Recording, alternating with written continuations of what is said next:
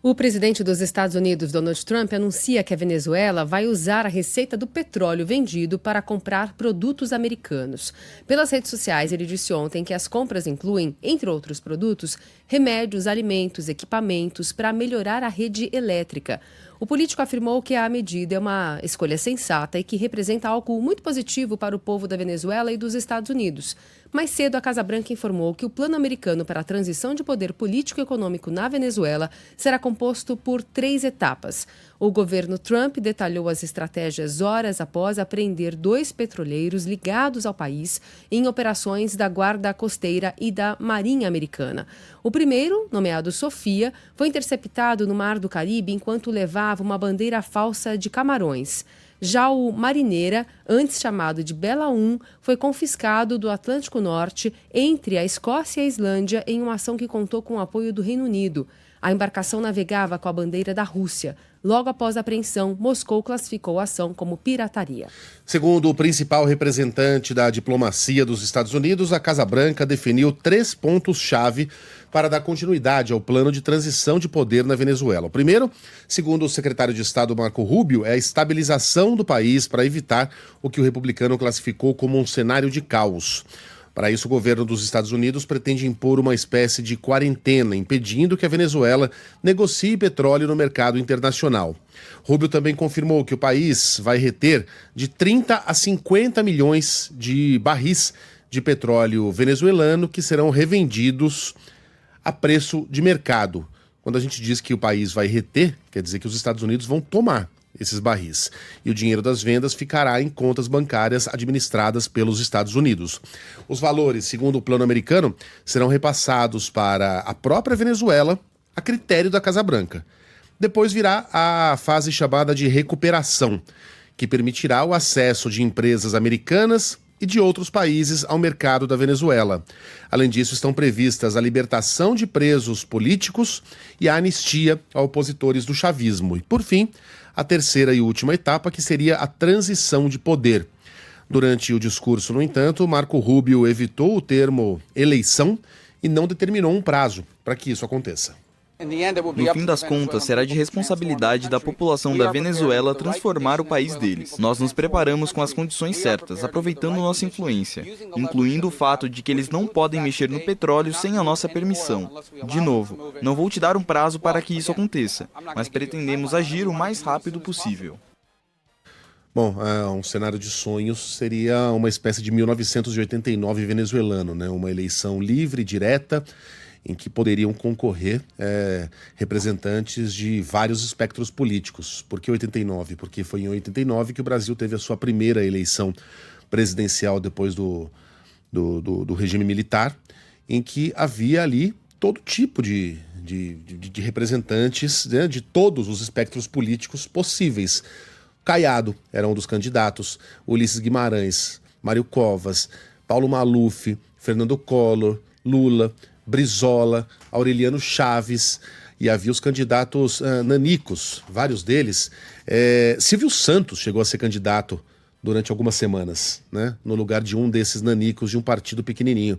Ou seja, o Brasil teve a oportunidade ali de sentir o gostinho da democracia pela primeira vez desde a década de 60 em uma eleição presidencial. Não será isso que vai acontecer na Venezuela, né? A Venezuela não andará com as próprias pernas e não será um Estado soberano, porque, pelo menos por enquanto, tornar-se-á um Estado títere dos Estados Unidos, com representantes escolhidos pelos americanos, talvez até sem a realização de eleições, sem a possibilidade de que a oposição apresente os seus candidatos, apresente as suas propostas e seus planos de governo.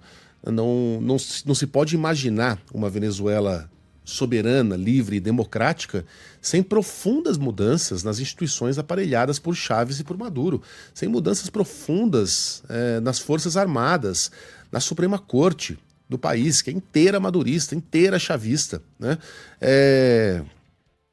Não dá para imaginar que a gente tenha de fato uma transição pacífica sem que haja intervenções, já que é para intervir no país, né? Já que até o presidente foi levado embora, o ditador foi levado embora, que se intervenha então.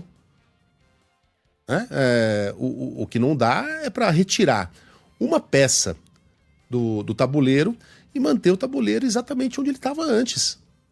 Um país dominado pelo madurismo sem Maduro. O madurismo sem Maduro.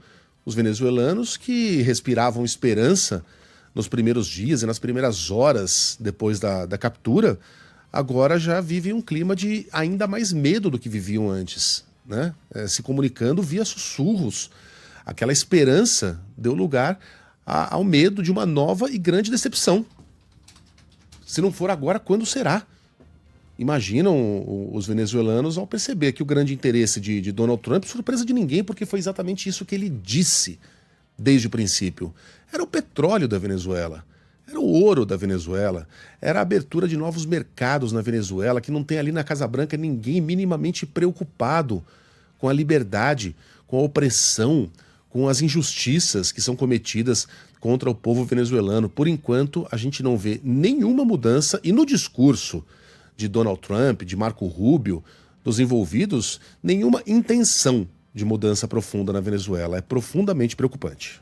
Você falava desse 89, eu lembrei imediatamente do debate que a Band fez, né? Promovendo esse primeiro debate com a Marília Gabriela fazendo a mediação. E nesse encontro estavam o Lula, né, do PT, Helena Brizola, do PDT, Paulo Maluf, do PDS, Roberto Freire, PCB, Afonso Camargo, do PTB, Aureliano Chaves, do PFL, Ronaldo Caiado, pelo PSD, Mário Covas, pelo PSDB e Guilherme Afife Domingos, do PL. Afife. E esse debate tem a íntegra lá no Band Jornalismo. Tá interessante. Olha, merece, viu? Merece ser visto. É uma aula de democracia, uma iniciativa digna de aplausos da Band. Foi o Mitre que tocou esse trabalho, né? E até hoje ele é o senhor debates, não à toa, né? Porque foi um trabalho hercúleo de juntar toda essa gente, o de conseguir estabelecer um mínimo de regras. Ali as regras eram muito engessadas, mas elas existiam. E ficava a cargo da Marília Gabriela, que era a mediadora. A Marília Gabriela mediou e se não me engano, o segundo debate foi o Zé Paulo de Andrade, ainda naquele ano de 89, mas aí eu já não tenho certeza. Eu sei que o principal, o mais conhecido deles foi a Marília Gabriela. E houve arranca-rabos históricos ali, né? De Brizola com Maluf, de Brizola com Lula. Foi ali que surgiu o sapo barbudo, né? Como era chamado o Lula pelo Brizola. Depois, no segundo turno, ele disse que ele e o Brasil teriam de engolir o sapo barbudo, né? Porque a alternativa era Fernando Collor. Foi um ano muito interessante, né? Foi um ano em que o Brasil respirou democracia. Na minha escola, Renan, eu devia estar 89, tinha 12 anos. Estava, portanto, na sexta série? Sétima série. Sexta série. A nossa escola organizou uma mini eleição entre os alunos. Então, foram escolhidos ali. Eu me voluntariei para fazer o comitê de um dos candidatos. Eles foram sorteados, né? Os grupos foram formados, falaram, vocês vão ser o comitê do Collor, vocês vão ser do Afife. Tinha muito eleitor do Afife na minha escola. Pais de alunos, né? E eu saí com o do Covas. Eu peguei a campanha do Covas. E a gente ia até o comitê do Mário Covas, que ficava ali na 9 de julho, o comitê do PSDB, explicava o que estava acontecendo. Eles davam de presente chaveiro, davam adesivo, a gente levava para a escola, colava nos vidros do banheiro, as freiras liberaram tudo. Isso aqui é um ambiente de campanha eleitoral, vocês podem fazer o que vocês quiserem. Levava a bandeira, fazia comícios em favor de tal candidato, e aí a gente teve a eleição. Sabe quem ganhou? O Collor. Jura? Você achou que eu ia falar que era o Covas, né? Mas o Covas foi bem, o Covas ficou na segunda colocação, o meu candidato. Então a gente teve uma eleição entre os alunos, né? A escola se tornou um ambiente super politizado durante umas 2 semanas. Esses eram os ares que a gente respirava, né? Um frescor, né? Como se a gente tivesse aberto uma janela depois de muito tempo. E olha que nós não tínhamos naquela época um ditador como Maduro, um ditador totalitarista. A gente já estava na época da abertura com o Figueiredo, né? Mas ainda bem enfraquecida, assim, né? Era a sensação de quem abriu uma janela de um quarto fechado durante muitos anos. A Venezuela não terá isso. Infelizmente, né? né? Por enquanto, pelo menos.